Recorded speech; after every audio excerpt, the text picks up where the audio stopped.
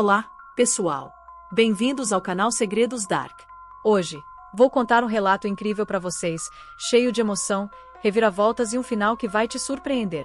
Então, não se esqueçam de se inscrever no canal, deixar o seu like e compartilhar sua opinião nos comentários. Vamos nessa! Ayse tinha 23 anos e uma vida tranquila em Izmir, uma cidade costeira na Turquia onde o aroma salgado do mar Egeu se misturava ao cheiro de pão quente das padarias e flores de jasmim que cresciam nos quintais. Ela morava num bairro antigo, o Konak, numa casa de 2 andares com paredes caiadas e janelas de madeira azul descascada. A família era tradicional e humilde. O pai, Memen, passava o dia dirigindo um ônibus municipal, voltando com o uniforme suado e histórias sobre os passageiros. A mãe, Fátima, costurava vestidos e lenços numa máquina Singer antiga, o barulho ritmado enchendo a sala. Ayse, a mais velha de 3 irmãos, cuidava de Amer, de 15 anos, e da pequena Leila, de 8, ajudando com lição de casa e levando-os para brincar na praça. Era uma moça de pele morena, olhos castanhos que brilhavam como azeitonas maduras, cabelo preto ondulado que prendia num coque, desleixado e um sorriso doce que escondia seus sonhos grandes.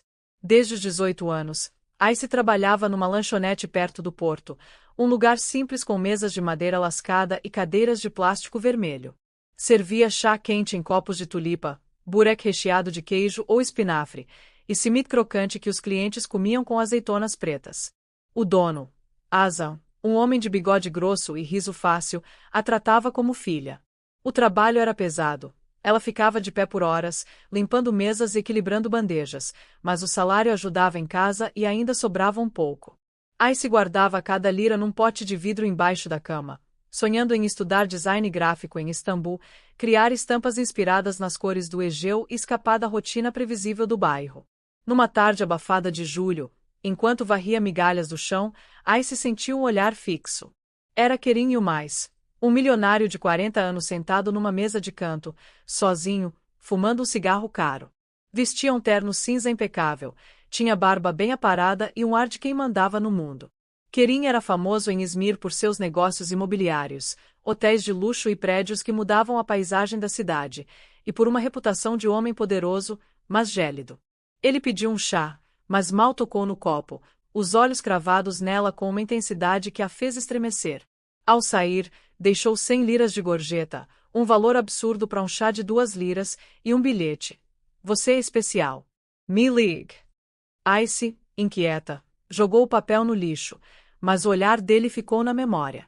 Dias depois, ele voltou, sentou no mesmo canto e perguntou a Azam sobre ela. O dono, lisonjeado pela atenção de alguém tão rico, disse que Ayse era trabalhadora, de família simples. Kerim apenas assentiu e foi embora. Uma semana depois, Memen chegou em casa com o rosto pálido. Um homem importante veio aqui hoje. Ele quer você como esposa, disse, a voz entre o choque e o orgulho. Kerim tinha aparecido com um carro preto reluzente, 2 seguranças e uma proposta. Casar com Ayse em troca de quitar as dívidas da família, o empréstimo para consertar o telhado, as contas atrasadas do mercado, e dar uma casa nova, além de pagar os estudos dos irmãos. Fátima chorou, dividida entre o alívio e o medo, mas Memen viu como um milagre. É a chance de sair da miséria e insistiu. Ayse gritou que não queria, que não conhecia aquele homem, mas a pressão foi sufocante. Kerim era influente. Recusá-lo podia trazer desonra ou pior. Fofocas na lanchonete revelaram o motivo dele. Kerim a viu como um troféu, jovem, bela, humilde, alguém para exibir e moldar. Ele já tivera 2 esposas, largadas quando se cansava, e era conhecido por ser cruel com quem o desafiava. O noivado foi arranjado em dias. Numa cerimônia tensa na casa dos pais, Kerim trouxe joias pesadas de ouro, um vestido de seda que Ayse achou sufocante e promessas de uma vida luxuosa. Ele a olhava como propriedade, dizendo, "Você vai aprender a ser uma dama comigo." Ayse decidiu fugir. Confidenciou tudo a Zeynep, uma colega de 35 anos da lanchonete, de cabelo curto e atitude firme, que fugira de um casamento infeliz anos antes. "Você não vai virar escrava dele", disse Zeynep, prometendo ajuda. Ayse começou a vender as joias de Kerim numa loja de penhores no bairro, guardando o dinheiro num envelope escondido. Zeynep arrumou contato com sua prima Elif, uma professora em Istambul que ofereceu abrigo. O plano tomou forma. Ice fingiu aceitar o noivado, sorrindo forçado nas visitas de Kerim, enquanto planejava. Numa sexta-feira, 2 semanas antes do casamento, ligou para ele chorando. Minha mãe caiu, preciso ir pro interior ver minha avó. Kerim, desconfiado, mandou o motorista levá-la à rodoviária, mas Zeynep entrou em cena. Vestiu um lenço igual ao de Ice, pegou uma bolsa idêntica e subiu no ônibus para Denizli, enquanto Ice correu para outra plataforma e pegou um para Istambul. No ônibus, ela tremia, olhando pela janela para ver se era seguida. Chegou a Istambul exausta, e Elif a recebeu num apartamento em Calk, com tapetes coloridos e cheiro de café. Ice cortou o cabelo curto, tingiu de castanho claro, usou óculos falsos e trabalhou numa cafeteria local, achando que estava segura. Mas Kerim não desistiu. Furioso com a fuga, contratou investigadores privados. 5 meses depois, a rastreou por uma transação no penhor que ela esqueceu de ocultar. Numa manhã, enquanto servia café em Istambul, 2 homens de terno a abordaram. Você vem com a gente. Ice foi arrastada de volta a Izmir, chorando no carro enquanto via sua liberdade se desfazer. Kerim a esperava na casa dos pais, com um sorriso vitorioso. Você não me escapa, disse. O casamento aconteceu dias depois numa mansão dele à beira-mar, com vista pro Egeu que Ice não podia apreciar. Vestida num vestido caro que odiava, ela se sentia uma prisioneira. Seus pais, gratos pela casa nova, não a defenderam. Na mansão, Ice resistiu. Dormia num quarto separado, trancava a porta e recusava relações com Kerim. Você me comprou, mas não me tem, dizia, com os olhos frios. Ele, irritado, mandava empregados vigiá-la, trancava portas e janelas.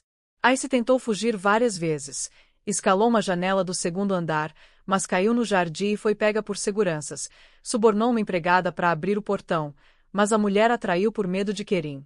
Escondeu-se num caminhão de entregas, mas o motorista a entregou por uma recompensa. Cada fracasso a afundava mais. Ela escrevia cartas secretas, escondidas numa gaveta, pedindo socorro a Zeynep, mas nunca conseguia enviá-las. Tristeza a consumia. Passava horas olhando o mar pela janela, sonhando com a liberdade perdida. Então, Emir entrou na história. Ele tinha 32 anos, era um arquiteto bem-sucedido que fazia projetos para Kerim, mas o desprezava por sua arrogância. Numa festa na mansão, viu Ice num canto, pálida, os olhos vazios. Conversaram sobre o jardim e ela deixou escapar sua dor. Emir, de cabelo castanho despenteado e voz suave, ficou intrigado por sua força silenciosa. Voltou outras vezes, trazendo livros de poesia e falando com ela em segredo na varanda. Você não merece isso. Se precisar, eu te ajudo, sussurrou. Ice sentiu um calor que não conhecia há meses. Kerim notou e explodiu de ciúme, proibindo Emir de entrar, ameaçando arruinar seus negócios. Mas o rival plantou uma semente, e mudou Kerim. Vendo Ice tão distante e o interesse de Emir, Kerim sentiu algo novo. Não era mais posse, era amor, ele queria que ela o quisesse de volta. Começou a mudar. Parou de trancar as portas, deu a ela um ateliê com tintas e tecidos para desenhar, trouxe flores frescas do mercado. Quero que você me veja de verdade, disse, inseguro. Ice resistiu, desconfiada, mas ele insistia. Levou-a para ver o pôr do sol no porto, cozinhou um jantar de peixe grelhado com limão, pediu desculpas com lágrimas nos olhos. Eu fui um monstro. Quero ser diferente por você. Ela o ouvia em silêncio, dividida entre o ódio e a surpresa. Emir sumiu, aceitando um projeto em Ankara, e Ice sentiu falta dele, das conversas, da promessa de fuga. Mas Kerim preenchia o vazio aos poucos. Levou-a para Capadócia, onde voaram de balão ao amanhecer, o céu alaranjado refletindo nos olhos dele. Ele segurou a mão dela, leve, e ela não puxou. Meses passaram, e Ice viu um Kerim que não conhecia. Ele emoldurava os desenhos dela, contava histórias da infância pobre antes da riqueza, dava espaço quando ela precisava. Numa noite, no terraço, enquanto ele lia um livro ao lado dela, Ice tocou a mão dele e disse: talvez eu possa te dar uma chance. Ele sorriu, emocionado, e ela sentiu o coração aquecer. O passado ainda doía, mas Ice começou a se apaixonar, não pelo homem que aprendeu, mas pelo que ele se tornava por ela, numa redenção que ela nunca imaginou possível. A convivência mudou aos poucos. Kerim passou a acordar cedo para fazer café turco para ela, queimando os dedos na cafeteira de cobre enquanto tentava impressioná-la. Ice ria, algo que não fazia há anos, e começou a ensinar-lhe a receita da avó, com um toque de cardamomo que ele adorava. Eles passeavam pelo calçadão de Cordon à noite, parando para comer mexilhões recheados vendidos por ambulantes, e ele contava histórias engraçadas de quando era um garoto vendendo cimit nas ruas para ajudar a mãe viúva. Ice, hesitantemente, compartilhava memórias do porto de Izmir, das tardes brincando com os irmãos na praia de areia grossa. Ele a levava para feiras de artesanato, comprando tecidos coloridos para ela criar no ateliê, e sentava ao lado enquanto ela desenhava, admirando cada traço como se fosse uma obra-prima. Kerim abriu mão das festas ostentosas, preferindo noites quietas com Ice no terraço, ouvindo Mari falando sobre o futuro. Ele confessou os erros das ex-esposas, admitindo que as tratara como objetos, e prometeu nunca repetir isso. Ice, aos poucos, baixou a guarda. Começaram a dormir no mesmo quarto, primeiro em silêncio, depois com conversas sussurradas até tarde. Ela ainda tinha pesadelos com as fugas fracassadas, acordando suada, mas Kerim a abraçava sem forçar nada, murmurando que ela estava segura. Um dia, ele a surpreendeu com uma viagem para Éfeso, onde caminharam entre ruínas antigas, e Ice, fascinada pela história, sentiu-se viva de novo. Kerim a ouvia falar sobre os templos com um sorriso que não era mais de posse, mas de admiração. 1 ano e meio após o casamento forçado, Ice percebeu uma mudança em si mesma. Sentia-se leve, até feliz, ao lado de Kerim. Numa manhã de outono, enquanto tomava chá na varanda, sentiu um enjoo forte e correu para o banheiro. Kerim, preocupado, insistiu para ela ir ao médico. No consultório, o diagnóstico a pegou desprevenida. Estava grávida de 6 semanas. Ice ficou em choque, as mãos trêmulas no ventre, enquanto o médico sorria. Voltou para casa em silêncio, e Kerim a encontrou sentada no ateliê, olhando um desenho inacabado. O que houve? Perguntou, ansioso. Ela respirou fundo e disse: Vamos ter um filho.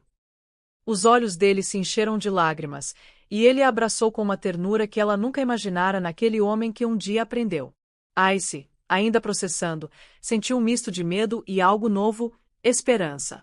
Olhando para Kerim, viu não só o passado sombrio, mas o futuro que estavam construindo, e sorriu, sabendo que aquela criança seria o símbolo de um amor que nasceu das cinzas de um começo forçado. Que bom que você chegou até o final. Deixe nos comentários o que achou dessa história. Se inscreva no canal e aperte o sininho para mais vídeos como esse. Até a próxima!